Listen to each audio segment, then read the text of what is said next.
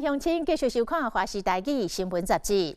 由台湾甲美国的政府合作，用超过9年的时间，开超过32亿来打造的福尔摩沙卫星7号，在2019年6月底顺利发射升空了。福卫7号升空了后，6枚的卫星，逐工会经过台湾6界，未来需要19个月布轨正确来定位。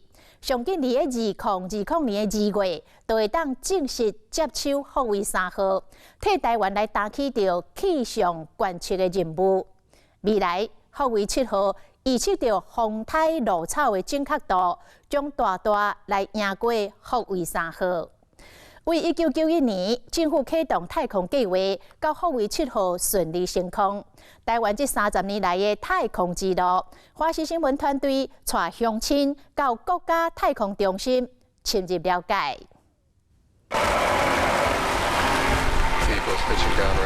福7的话，它得到国际认证的，所以这个应该算是太空中心的一个骄傲。产业链的力量那个集合上来，可以为台湾的这未来的科技发展呢，开创另外一条路。5, 4, 3, 2. 1, 0. Ignition.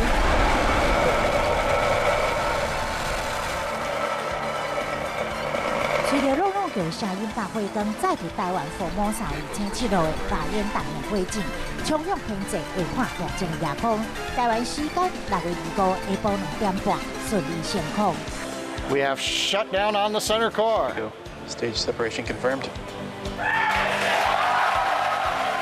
感动的一刻，第一站的火箭测推进去成功脱离，现场响起呼声、甲掌声。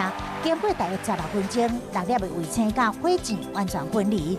福卫7号是台湾甲美国政府筹备9年外，出资至少32亿的科技合作计划。卫星发射了后173分钟，成功甲地面站通联。发射后通过台湾上空的时候呢？ 我们已经对所有的一个卫星的6颗都依序的完成卫星的一个检查，那确认每一颗卫星都能够顺利的跟地面站有正常的一个通讯的一个功能。目前卫星在720公里这样一个轨道的高度的话，那它大概97分钟会绕行地球1圈。卫星升空了后，由国家太空中心操作团队接手。 前2礼拜是关键，必须要24小时轮班监控，确保卫星稳定运行。未来每天会经过台湾6次。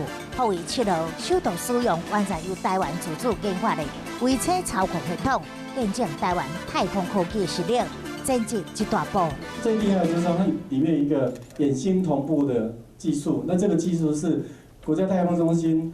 跟中央气象局跟我们学术界共同研发，独步全球的这个技术，所以整个福7的飞控整备，然后信号下来以后，所有这些卫星的同步信号都是我们太空中心所研发的能量。整个计划一开始的一些系统，到最后我们要给使用者端的一些系统，我们能够全部的。 都知道说内容是什么，能够自主研发的话，那将来我们在第一个就是说我们在国际上领先地位就占有这个优势。那另外以后如果说我们发现什么地方需要修改的话，那因为我们了解到这个系统，所以我们修改起来呢就能够很有弹性。5, 4, 3, 2, 1.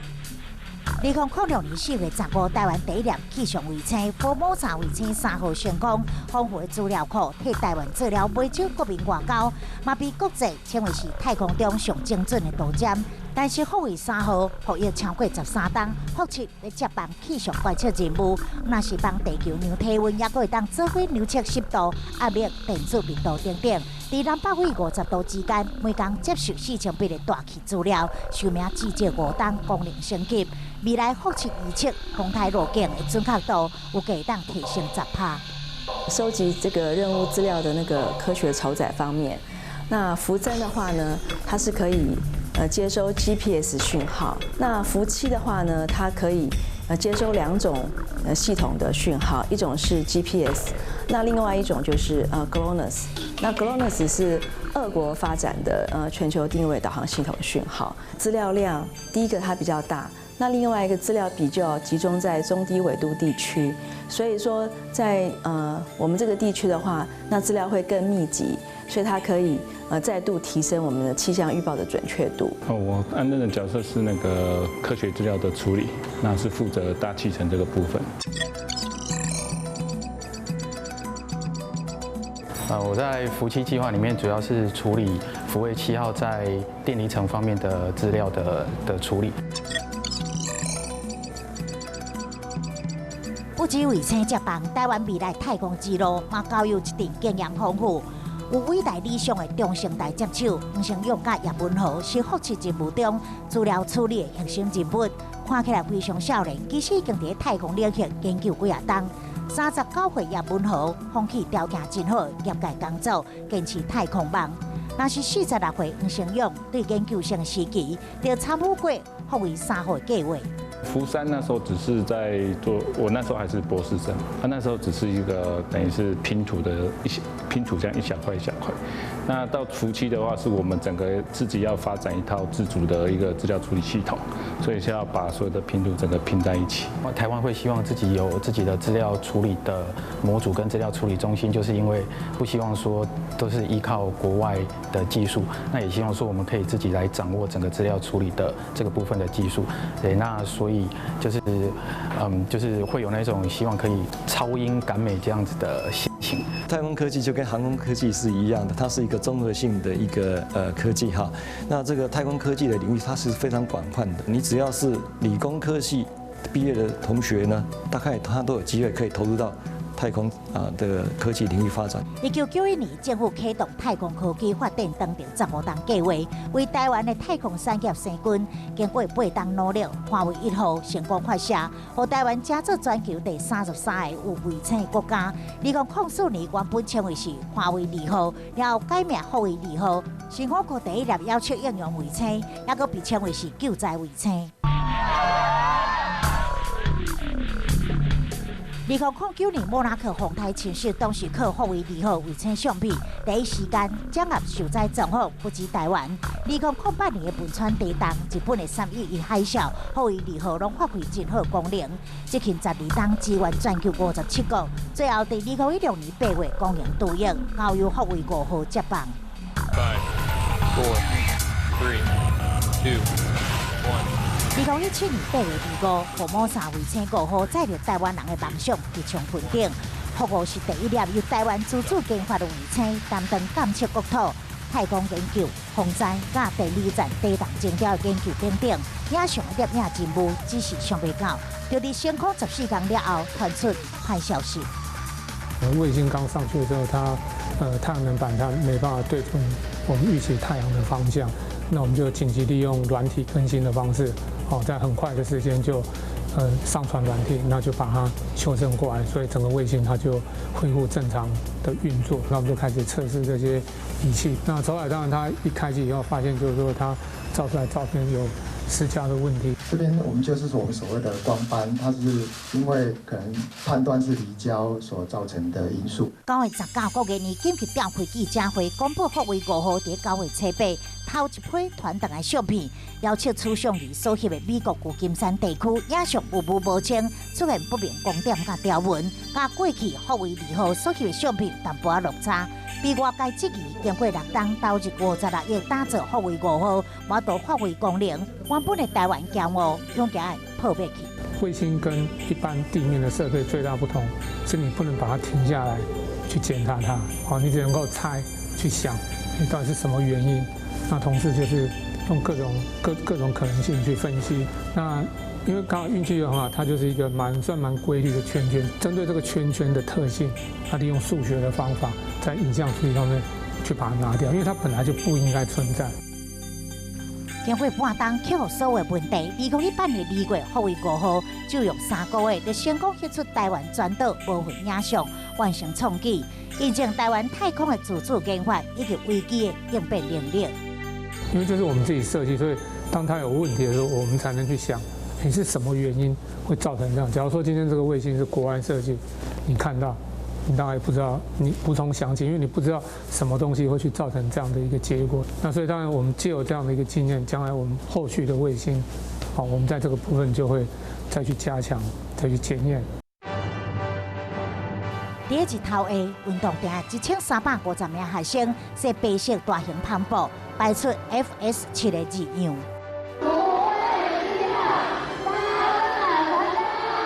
FS7 就是护卫7号英文缩写，学生特别摆字以祝福7，离5顺利发射升空。同时间分零正式中学，要出动900名学生完成同款的任务。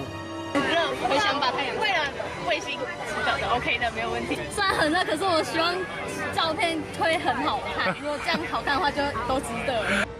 学生的辛苦真正有代价。中昼11点01分，在外太空的护卫5号飞过台湾上空，成功取上翕相片来记录学生对护卫7号顺利升空满满的期待。其实这一张一张壮观的相片，得来不容易。这里是太空中心的卫星影像处理中心，除了有展示的功能之外，最重要的就是这个机房，还有后方机密的作业区。福2还有福5所有的影像都是在这里处理。保密关键高端技术，我都伫镜头前呈现。福2甲福5卫星影像，甲一般翕相无共，对外太空传到地球，爱经过加密压缩甲定点封包。等来到地面了后，除了爱解密、解压缩，太空中心的影像处理中心，我会进行基础校正以及辐射处理，过程至少3小时，相片才会当呈现。救灾跟民生举例来讲，烂垦区域。然后秀出来就是光秃秃的一片，原本是就是好好的山林，然后就被滥垦嘛。那我们可以比照就是滥垦前跟滥垦后的那个影像，然后实际把受影响的面积算出来。哦，这是一个实际的民生应用。那另外还有像水库的水位，我们可以透过卫星影像前后期的那个面积，水的面积的不同，然后把水位估出来。守护台湾嘛，守望全世界，包括2018年日本北海道大地震、美国南加州大火等等，福卫5号拢发挥救援功能，深受国际肯定。不过，台湾推动太空科技发展的脚步拢无停歇。2019年太空第3期计划正式启动，估计投入251亿，目标未来10档，平均1档发射1粒卫星，过程中要怎去培训人才，传承太空经验，更加是关键。太空中心的这个成立呢，从1990年到现在呢，将近快30年了啊。那这个研发人力呢，其实慢慢有老化的这样一个迹象啊。那么呢，我们希望在3期计划呢执行过程中呢，也可以把一些年轻的精英呢带到国家的太空科技的发展这个领域里面来。那很多都是由学校的教授们带动他们的这个学校的研究室的研究生们共同成立的新创公司来去发展的一些呢比较小型的卫星的，我想这个国内应该可以做得到。全世界少有一个国家有像台湾这么一个小的国家，但是呢产业链这么的健全。